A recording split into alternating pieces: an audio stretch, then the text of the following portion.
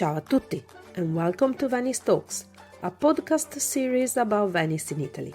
My name is Monica Cesarato and I am a Venetian food and travel blogger. I'm going to put my insider knowledge at your disposal to help you discover Venice at 360 degrees. Each week, I will be chatting to the people who really matter, the Venetian.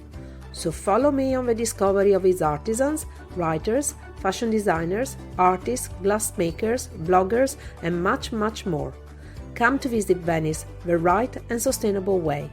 You can find me on my blog www.monicacesarato.com and also on all social media. Enjoy the episode. Welcome back to Venice Talks, episode number 48. Hi everybody and welcome back to Venice Talks. Today my special guest is a lovely lady. It's Lavinia Colonna Preti from Veneto Secrets. Ciao Lavinia, how are you? Hello everyone. So happy to be here with you today. I'm super well, after the holiday, during the holiday period in Italy. So a lot of food, a lot of nice things and parties. Yes. So and you sound very, very, very charged up. So I got to say, just to say your name, it takes me about 10 minutes with a double barrel name. It's so funny because that is actually my proper name, Colonna Preti, but it's so funny because when I travel, I'm like Miss Preti on Colonna. Okay. So nobody really gets it right. So right. Okay. Let's start by explaining what Veneto Secrets is, and then we'll go into talking about you.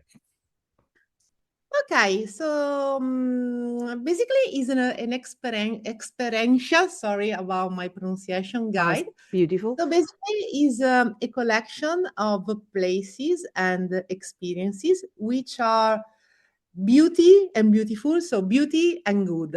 Okay, like the Greek thoughts, that's something that has to be beautiful, has always to be good or with good values, and the other way around.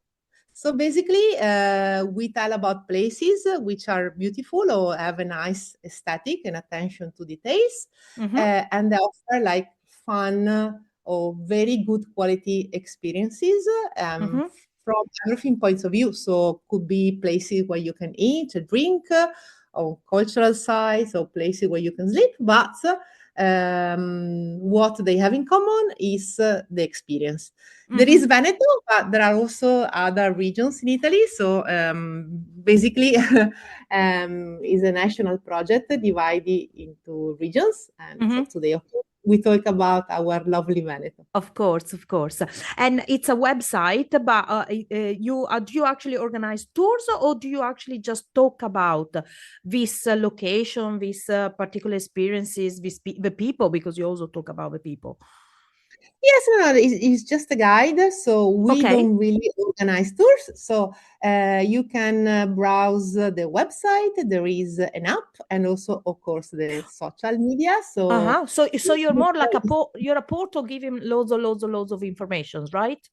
Yes, exactly. So it's like a digital guide so that you can browse in different ways. You can go to the app and check out if there are secret places around you or close to you, like for instance in Venice, or you can follow the social networks, so Facebook, Instagram, and LinkedIn. And you can browse or you can visit and read the website depending on where you are. Like for instance, if you are in Venice, you can choose the experience you want to enjoy. Like, for instance, you want a museum, you want a nice baccarat, a place for you to go and drink, or an hotel to stay. And you can read the experience and watch the picture. So depending also the picture, you can understand or find out if it is the right experience for you. So that's the idea. When did you come up with the idea of this type of portal? Yes, well, the first portal, which is Veneto Secrets, went online in 2017. And basically at that time, actually, I moved back. I relocated from Milan to Venice, actually Treviso, near Venice. Yep. And I realized that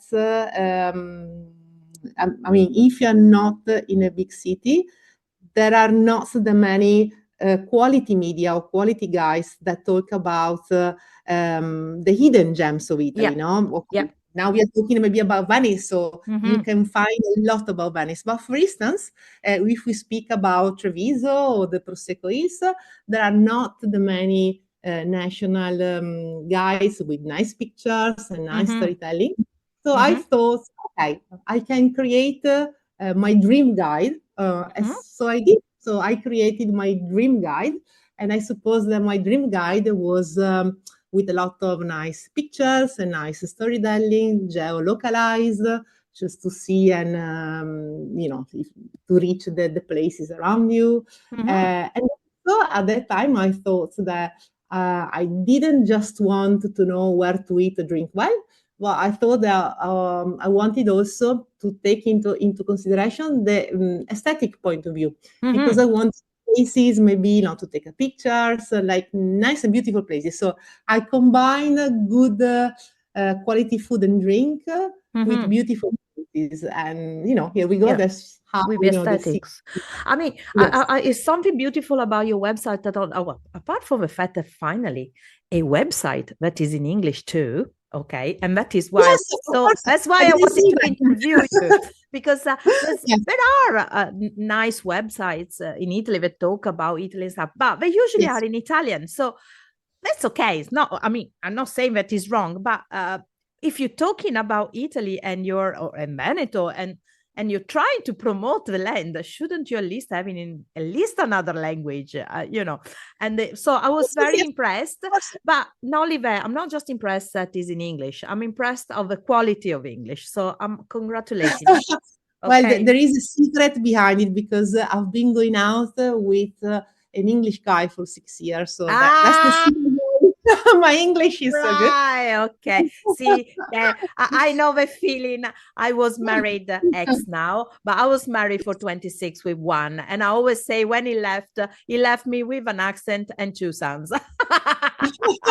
Well, more or less the same, but to be honest, it was also when the idea of the guys started, because I thought, by meeting a lot, in that case, I have a lot of friends from England, that Mhm. they knew about Venice, maybe they knew about Milan, but they didn't know about small cities in Italy. Yeah. So my desire was to get to know also the hidden part of Italy, Yeah. off the beaten Truck, as they tracks, say. say. Yeah. Yeah, to get people to go, because I think the Italy, the beautiful things is the regional side, the authentic Mm. and traditional side of it, the folklore. Yeah. And Yeah. so that's why, of course, in the guide we talk about also like small city and Yeah. small places in the middle of the world, but they are worth going and seeing and visiting. I love it. It's actually something that I was doing already in 2008 on my blog, because I remember one of the first blog posts I wrote was about Asolo. I think Yes, it sir. was my second or third blog post was about Asolo. And then a few blog posts later, it was an article was about Treviso. So I totally agree with you. Also because the Veneto, particular thing about Veneto is that from Venice, practically all the cities within the Veneto region are so within easy reach by bus or by Yes, car. So you can do yes. days out from, I'm always trying to convince people to try to come to Venice and stay longer and longer. And maybe if they stay 2 weeks, they can do exploring Venice, but then also explore the rest of the Veneto. It's funny because I say people the same, Ah, because see. actually, what is really amazing about Venice is that basically in the same day you can go up skiing, so you can go to the mountains, Exactly. have, for instance, lunch on the hills, and go back to Venice for a drink at sunset in front of the sea in the same day. So Exactly. in Exactly. It's amazing, isn't it? no other country you can do that, Yeah. and I think is really amazing. So I agree. I agree totally. If you stay in Venice and every day pick a nice city, pick something fun, and go back to Venice and, spending the night in Venice, something like amazing. Also because, not so many, well, I don't know, people know this, but not your, let's say, your general public, let's say. They don't realize that Venice, it is, for 1600 years, wasn't just Venice. It was all of the territories extending nearly to Milan, all the way to Austria, all the way to Trieste. So that's also part of the history of Venice, the rest of the Veneto, because that's where the food was coming from, that's where the wood was coming from, and so on. So I love that you're exposing all of these towns and these cities. Now, what I want to talk about is also, but you talk also, as we say, con cognizione di causa, as in you've been working in marketing forever, but you were also the counselor for the tourism and culture in Treviso for many years. So yes, for 5 years, yes. It was, tourism as in a sustainable way. It's the core of your, I suppose, isn't it? Is what you like to do. I'm really happy you underlined this, because there is a romantic purpose behind the Secrets guys, which is, to get people to experience places in a nice, slow, cultural way. Because I think that's by getting people to visit good places, I mean sustainable, from also different kind of view. You can be a sustainable place even if you are kind to your employees, for instance. So if you use good products, or if you are good to nature. And so what I'm trying to do in all the places that we tell about in Veneto Secrets are good. They spread good values, and I think that by visiting those places, we can improve the world, because it means sometimes it means to buy, products made by local artisans. It means that you buy or eat, the agricultural products of the territory. And I think it's really, really important to do this, so by having a consuming way, to understand that you can really do good to the territory, or you can do bad to the territory if you don't buy the right products, or if you don't go to the right places. So I really believe that we should all be more conscious about what we do, even if we are going on holiday. So well, it's all about research. I think that's the main problem nowadays with traveling. It's not as much as the traveling is such, is I think as the research, the lack of research that is done before traveling. The people are just literally jumping on a plane, jumping on a train, getting to a spot, but they don't really know anything about it, and they don't even want to know anything about it. I think that's even worse. But they get there. I mean, obviously, not the people that are listening now, because the people that are listening now, of course, they're doing the research because they're listening now. But I'm saying it's so true, because that's another reason why in each article of Veneto Secrets, we always tell the history of the place, the cultural side of the place, because sometimes you do enjoy places if you know their history. Like for instance, it's funny. Like the other day, a couple of friends, they went to the restaurant in Venice, and they said like, oh, but they didn't have a tablecloth, as if it was a bad thing. And I said to them, yeah, but you didn't have tablecloth because the table was made out of a bricola. Bricola are the poles. The poles, the wooden poles on which Venice basically was built, so it's something very romantic. So the table was actually a piece of art, and they knew this, like they said, oh, wow, and they want to know more about how Venice was built and blah, blah, blah. And so basically I'm saying that if you read, and if you get to know about the place, then suddenly you enjoy everything a lot more, and everything becomes an experience, like a piece of glass, because maybe you've been to the glass factory where this particular object has been made, and you see how it was great, and suddenly you nice to buy that, piece of Yeah. thing because it reminds you of something And you amazing. and you You also want. you understand the value of it as well, and you understand why it doesn't cost 5 euros because obviously it took so Yeah, long to exactly. make, I Exactly. mean, But so I think there's also is part of the shopping experience. Like for mm, instance, sometimes I could buy. It happened to me with the Moorish heads, from Sicily. I mm. liked them so much, but I waited to go to Sicily in Caltagirone because I wanted to associate the product with a nice memory.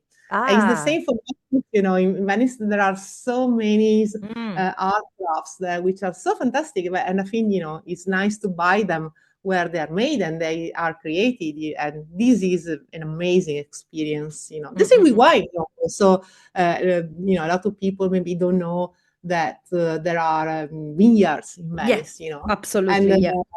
and it's funny because in the old days, in the Middle Age, actually there were no streets in Venice, Mm-hmm.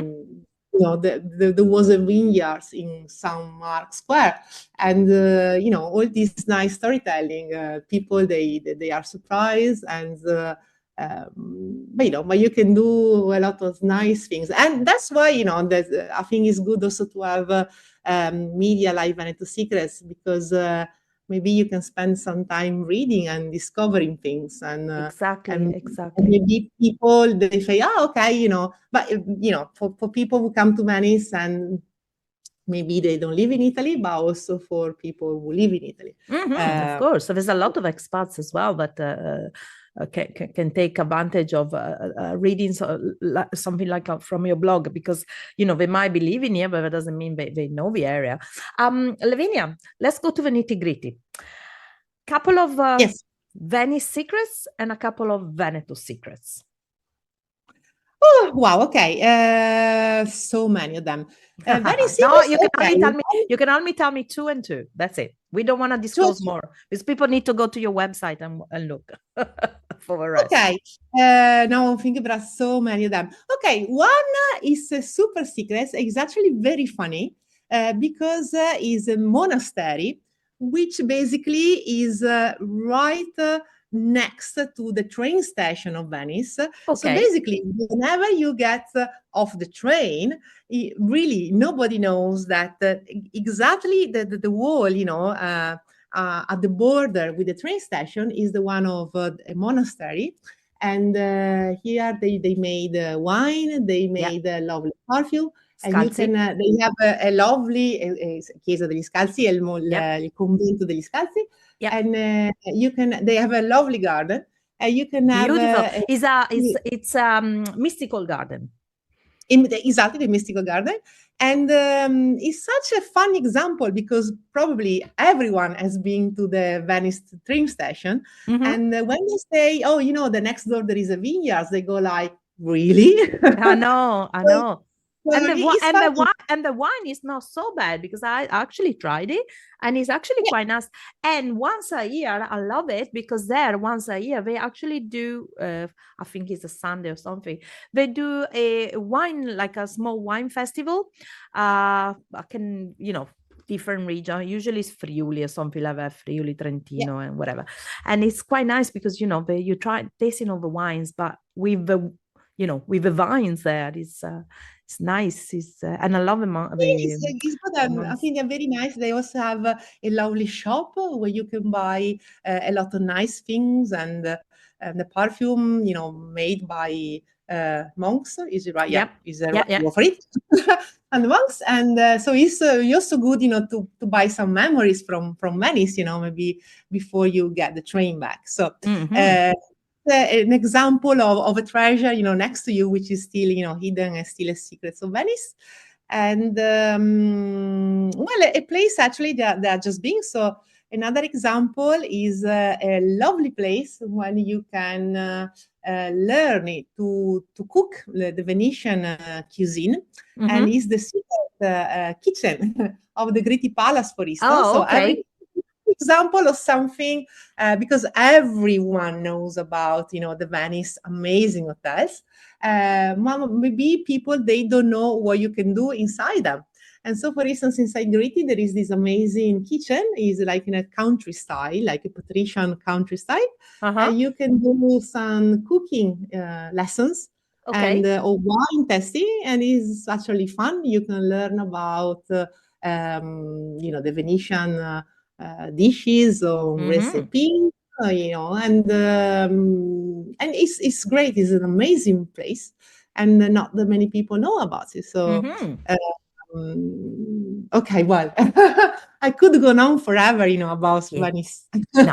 Let's talk about Veneto. Come on, 2 secrets in Veneto. Go on. Okay, 2 secrets about Veneto. Another one, well, another place which I love is another place everyone knows about, Valpolicella. Valpolicella is a nice place for wine. And well, is probably the oldest or one of the oldest winemaking regions in Italy. I think they've been making wine there for at least 30 or 40,000 years. Yeah, it's actually amazing, and the wine is so good. Oh my God! And not that many people know that there is a place where you can. It's something unique in the world, actually. Where you can have a vertical tasting of cured meat like salami, cotechino. I don't know how to translate cotechino in English. Oh, but you don't translate it? It's a fresh salami. Okay. It's fresh salami. So basically, all sort of fresh artisanal cured meat that has been not marinated, really, has been, how can I say, in wine, has been it's been preserved. It's been preserved in wine. Yes, Amarone and in other types of wine. And the meat is actually amazing. I know. And you can go into this place and they have like a cavo, like a cured meat cavo, with this room full of salami, fresh salami from the wall. And you can have a taste of this wonderful meat. I think they do salami, but they also do the prosciutto, don't they? Yes. I think every kind of cured meat. And it's called, the name is funny, it's called Vigneto dei Salumi, which basically is like a cured meat vineyards, I suppose. And it's fun, it's something really amazing. And okay, and it's a secret. Oh, no, it's not. Well, not anymore. Not anymore, but okay. Anyway, it's something fun. And another secret is I'm really what I really like about Italy and Veneto is artisans, and the amazing handcrafts that are produced here. And so, for instance, Follina, it was an important district for woods is lana, woods and filati textile. And there is a lovely wool factory, really, really famous. It's like a site of industrial archaeology, but super beautiful. It's like amazing. And there they produce textile for the more famous fashion houses in the world, like for Chanel and Fendi. I didn't know this. Oh. Okay. It's like super amazing. They have also a factory outlet. It's called Lanifici Poletti. It's like historical, so they have been like making woods for like forever, and it's like amazing. So it's like actually a museum. They have an amazing archive. So not that many people know that like haute couture textile from Chanel, some of them that actually made in Veneto, in Follina, which is near Treviso. And didn't know this. But Treviso is always been anyway an area dedicated to textile. I mean, let's not forget about Benetton. So the most famous of the Treviso people.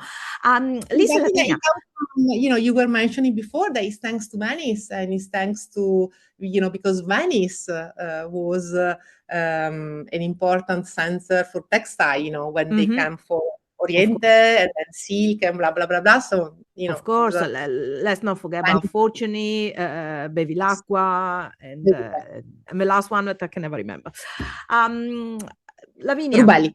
Rubelli, thank you. And he's the only one, isn't it funny? He's the only one that I actually went to visit inside, and I saw it all, and I discovered all the little things, and I can never remember their name. Shame on me. I still have to go, actually, so I really want to go, so I will go Very soon. nice. Go because it's really, really, really lovely. I love the people there. I did it with, I think it was one of those open days. I can't remember if it was for Venice Fashion Week or something like that. It was an open day. It was very interesting. Lavinia, how do you do your research? Okay, well, I'm constantly. She goes like, we just talked now. before we went online. We were just discussing about food.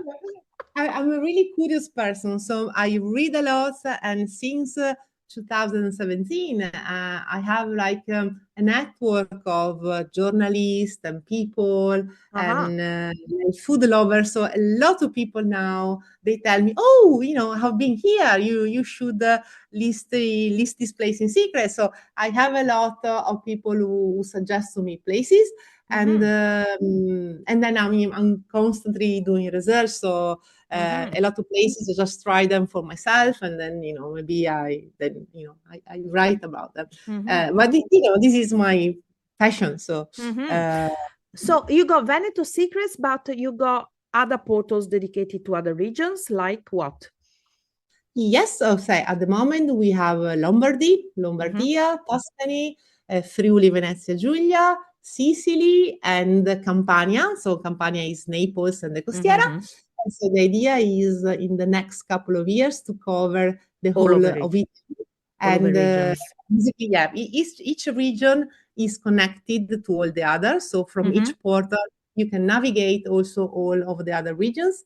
But the idea was to be as much vertical and as possible, because the idea is to get people to know about the regional side of Italy and discover, also the small cities or the hidden, treasure in the small city, as we were talking earlier about Venice, and all the things that you can visit in Venice, and not just in the area Marciana, maybe. Yeah, of course.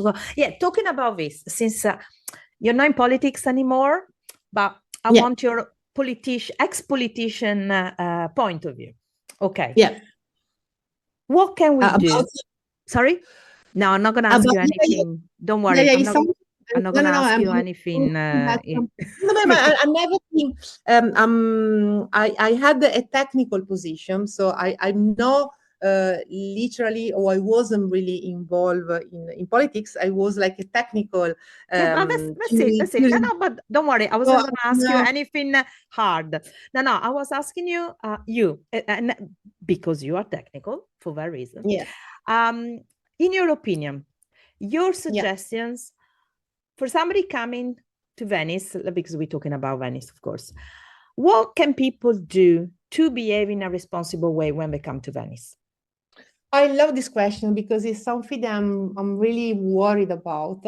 And that's why I was saying, before, when, people like us, or maybe nice guide, they can influence people in a nice way and make them more conscious about the way they should, let's say, into brackets, consume Venice. Because, like, for instance, I think that people, they should not go, I'm saying something horrible, but I think they also, before they book a place, or before they book a B&B, or before they book a restaurant, so they buy something, they should think, okay, we know what's behind this, So maybe you should go to a restaurant where they use nice products and they treat the personnel well. Or, like, for instance, I don't think you should book a B&B that's been created maybe in a place that maybe was previously a residential place. So really, for instance, I really think that politics is not doing very well at all when it comes to the extra hospitality. So I think that the B&B business should be regulated. Regulated, yeah, of course. I don't know if you saw the article on Telegraph just came out today, and I was interviewed for it, and wow. Assessore Venturini, that's the assessore for tourism in Venice, was interviewed about the tax, but I'm glad he talked about it. But I was asked by the journalist what I thought, and you're gonna have all to read the article about it. But obviously, I wasn't that. I'm not that convinced about it. I said that for me, it's a question of educating people and regulating the Airbnbs. That's how you stop over tourism. Okay, that will be my answer as well. I think that. Okay, I'm so glad. And you are technical, and you were, you were involved with Treviso, so you were, you much more than I am in this sense. So I'm glad you agree. I think that politics should intervene, but should intervene now, because in Treviso now, okay, because Venice, okay, is over touristic. I mean, is really flooded with people. Treviso, not yet, but the same is happening in Treviso now. For instance, like literally the building next door to mine, is being transformed into a B&B. Because of that, they have stopped the rent to an historical, I'm not saying what, but to an historical business. So the business is going to close and the building is going to become a B&B. So this is the way you destroy the economical, the social side of a city. If you know that if you destroy the social side of the city is going to die. So politics should really do something about this really as soon as possible. And Lavinia, I don't understand. If I understand this, you understand this, and practically everybody else understands this very basic rule, how come the authorities are not understanding it? Because it's something so obvious, but I really don't get it. It is, and I don't really know, because I was working for the council, and unfortunately the council have a limited power, in this field, because it's something that should be decided at the regional or at the government point of view. Okay, so basically something that should be discussed in Rome, and I don't know, because I think that it's something that probably is going to disappoint, a lot of people. So basically, is a delicate issue. But I do think that you can do it, So I do think that, but I don't really know why it's not really taken into consideration. I know at the central level. So I know that in Rome, there are some laws that disegni di legge. There are some, how can I say disegni di legge? There are some drafts. Drafts. Drafts that are being implemented, or they are discussing about it. So I really hope that the issue is going to be addressed as soon as possible, because I mean, honestly, I don't want to see in Treviso or other small cities what has happened, where basically students or people, they can't find the rent because everything has been transformed into a B&B. And to be honest, sometimes, B&B are nice, but some other times, really, they put some nice pictures over the internet, but then when you go to this B&B, are really a disaster, bad places, and you don't spend enough, but I think they are really doing something bad to the city. Well, I said it over and over and over, and practically in every podcast that I've done. But for me, there is a solution, and it is to go back to the way things were, where if you want to rent, you're allowed to do it, but you got to have a minimum night stay of at least a week. Or they do like in New York. You cannot rent. You got to have a minimum of 30 days rent. 30 days. Yes. New York is doing something, but like, for instance, the first thing should be like, okay, say in each area can have only so many certain amount of B&B, and it should also the project has to be judged, because maybe sometimes a B&B could be a nice thing, because maybe it's a restoration of a black hole in Italy, maybe something that was random. Sometimes B&B could be like there could be like a cultural project behind it. Okay. And of course this is good for a territory. So I think that institution they should, like a license, they should, like in the old days they used to have, you used to have a license if you wanted to have a property for rent. You had to have a license. and go back to that Exactly. system. I Exactly. totally agree with you. So basically, this should be done, and also, a lot of things also the council could do, because, for instance, the council should put, like they have done in the Area Marciana, they should put the rules also for the businesses, like the way Yes. they should look. At least, there is a basic level of decenza, decency, Decency, yeah. consistency.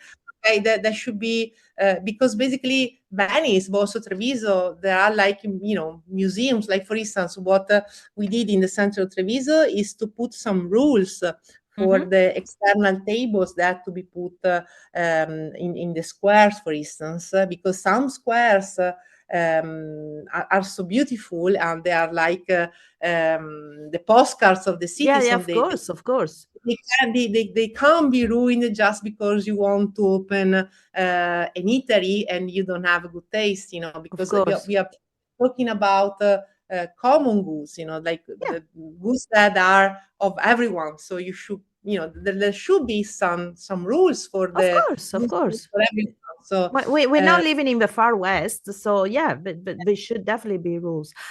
Yeah, totally agree. Lavinia, where can they find you on the internet, people, if they're looking for you? Okay, yes. They can go to the website, which is venetosecrets.com. From venetosecrets.com, you can also go to map, and you can go to the Google Maps application, when you can basically browse throughout the regions, or you can, with the Veneto Secret tag, you can follow us on Instagram, on Facebook, and LinkedIn. Oh, that's So, great. Listen, it was a beautiful chat. I mean, I've got so many things to talk about. I'm definitely gonna call you back in a few months' time, and we can talk maybe of the next yeah, region that you're opening or something. And Yes. Next one will be Lazio, Rome. oh, nice, interesting, very interesting. Yeah. Well, and you got to know, guys, that me and Lavinia finally, after years of following each other, we finally met just before Christmas at a beautiful Grand Gala, and we both looked Yeah. gorgeous. We looked gorgeous in our long black dresses. Lavinia, thank you so much. It was lovely talking to you, and Happy New Year as well. Thank you, and thank you. I would like really to thank you, because I've been following you, for many years, and I love what you do for Venice. Thank you. And because, as I was saying, in a way, you are one of the city protectors. How can I say? Because Thanks. Venice needs to be protected by everyone, each of us. I know. So I know. even if we live here, or even if we have the luck to come to the city for visiting, so everyone should defend Venice. So Absolutely, totally agree. Darling, thank you so much, and peace. speak to you soon. Okay? Happy New Ciao. Year, everyone. Thank you. Ciao, Ciao, ciao. ciao. Thank you again, Lavinia, for this wonderful chat. You can find Lavinia and her stuff at www.venetosecrets.com and on all social medias as Veneto Secrets. Happy New Year, everybody! Thank you again for listening. If you want to book a food tour or a cooking experience with me, you can find me on my blog www.monicacesarato.com or at cookingvenice.com, and also on all social medias with the handle at Monica Cesarato and at cookingvenice. Feel free to leave a comment or write to info@monicacesarato.com for more information about the people featured in the podcast or Venice. Bye bye!